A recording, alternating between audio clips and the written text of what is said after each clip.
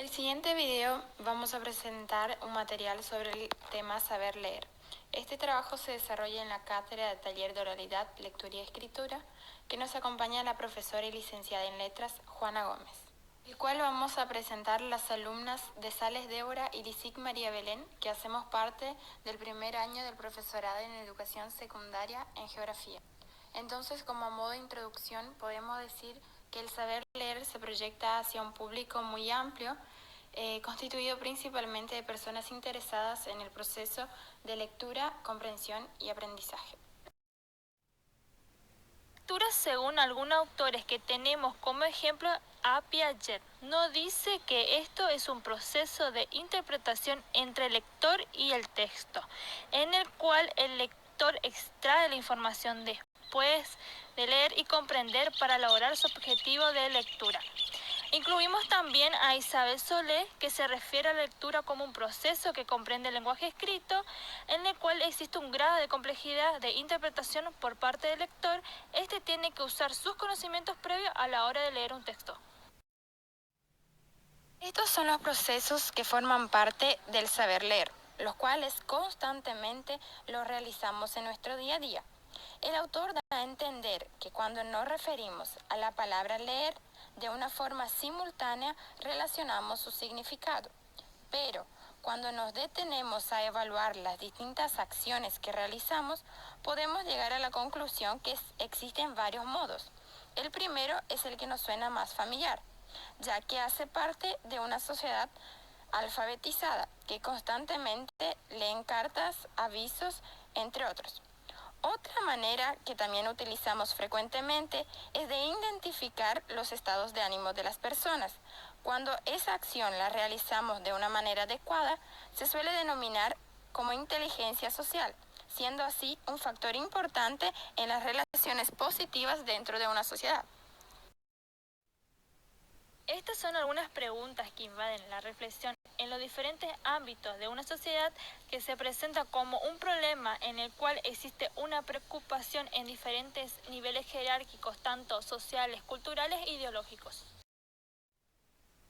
Sociedades conciben a la lectura como un medio de acceso democrático a la formación y al conocimiento.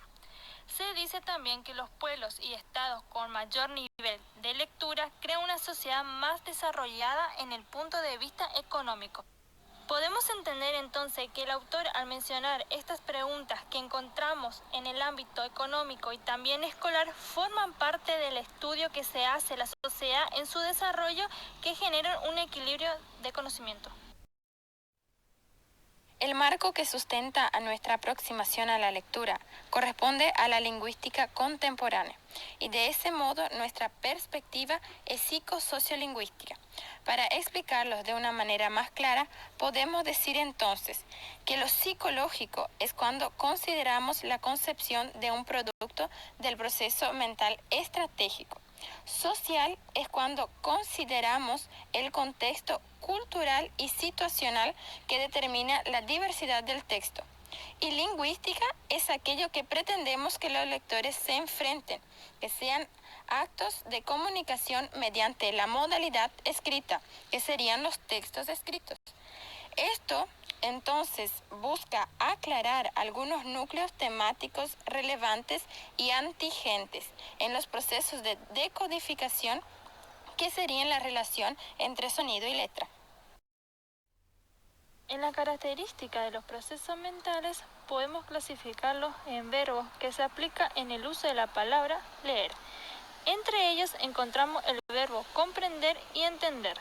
Lo utilizamos para indicar que alguien capta el sentido de algo visto u oído. Como un ejemplo, podemos decir que se comprende algo escrito o impreso, o también comprender un tipo de representación gráficas. También encontramos el verbo interpretar, que es usado como un sentido apuntando a un proceso más complejo y más personal. Esto es lo que hace posible que una misma situación puede ser interpretada por diversas personas en distintas maneras. Otro de los verbos que encontramos es el de descubrir. Esto tiene un significado diferente, implica un proceso más objetivo gracias al cual se percibe algo que existe con anterioridad. La descubierto existía una realidad aparte del sujeto, solo que éste no sabía de su existencia. La relación que tiene el verbo con la palabra leer se trata de descubrir por los indicios los sentimientos o pensamientos de alguien. También se encuentra el verbo decir. Parece corresponder a la producción de sonidos correspondiente a la lengua oral. Se puede tomar como ejemplo decir en público el discurso llamado lección. En este contexto el significado resulta leer en voz alta. Por último, encontramos el verbo adivinar. Está relacionada con el proceso de adivinar algo oculto mediante prácticas esotéricas. Se basa en ideas preconcebidas que no tienen apoyo en la realidad, pues no se obtiene evidencia de sus resultados. Para determinar las funciones biológicas del sujeto lector, vamos a explicar el cerebro humano, el cual contiene un conjunto de neuronas especializadas de las que ante determinados estímulos crecen ciertas prolongaciones de las que se denominan axones. Estas neuronas se conectan entre sí mediante las llamadas sinapsis, las cuales forman estructuras específicas para cada estímulo. En estas ocasiones conforman lo que llamamos recuerdos. Estas estructuras se pueden reactivar en ocasiones por un esfuerzo consciente para recordar algo. En el sistema de memoria del sujeto, los seres humanos tienen un cerebro constituido por millones de neuronas que se relacionan entre sí formando redes neuronales. Para describir estos procesos se mencionan algunos tipos de memoria. La primera es la memoria de corto plazo. Esta se mantiene la información por un periodo de algunos segundos. Otro tipo de memoria también está la sensorial, es identificada como la memoria más breve. Esta permitirá guardar por alrededor de unos segundos o menos las imágenes sensoriales, visuales, acústicas, entre otros. Esta permite, por ejemplo, ver una película como movimientos cuando en realidad se trata de una sucesión de fotografías estáticas. Y por último se encuentra la memoria de largo plazo, en la cual se puede guardar la información por toda la vida. Para los estudios de lo psicosociolingüístico se dividió en dos tipos de memoria, la semántica y la episódica. La primera es en la que guardamos los conocimientos generales, conceptos e ideas asociados a los signos lingüísticos con los que nos expresamos. La segunda estaría conectada a los recuerdos y a situaciones vividas por nosotros mismos, ellas sean positivas o negativas.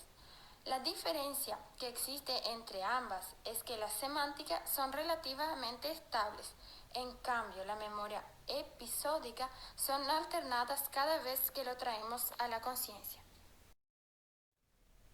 La memoria operativa funcional se presenta como una función que el cerebro realiza mediante un conjunto de neuronas que sea determinado en un momento dado, llevando a las representaciones respectivas de la conciencia.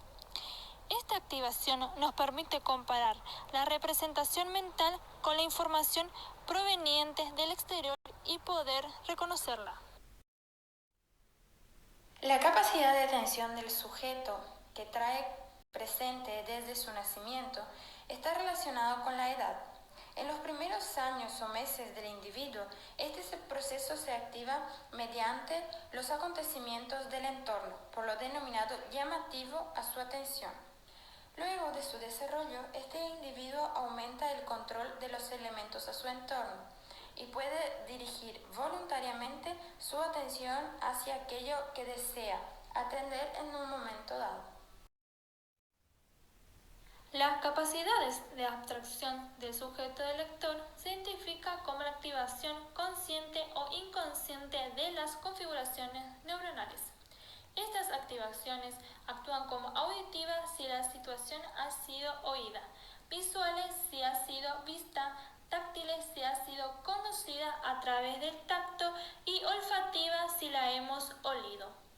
Con toda esta información formamos un concepto que es una idea abstracta que nos permita reconocer muchas formas concretas y asociarlas con la palabra que en nuestra cultura le corresponde.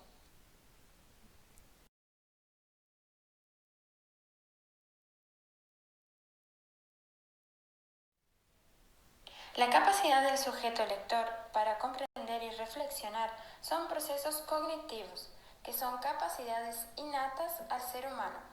Estas se dividen en dos. La primera es de establecer comparaciones de las que se detectan semejanzas y diferencias. Estas capacidades se subyacen en el proceso de reconocer lo que nos rodea y construir conceptos más abstractos, pero al mismo tiempo más específicos. La segunda capacidad, que es la de establecer relaciones, se manifiesta principalmente en los niños, que desde muy pequeño pueden relacionar sus experiencias previas a situaciones vividas. El amor por la lectura es algo que se aprende, pero no se enseña. De la misma forma que nadie puede obligarnos a enamorarnos, nadie puede obligarnos a amar un libro.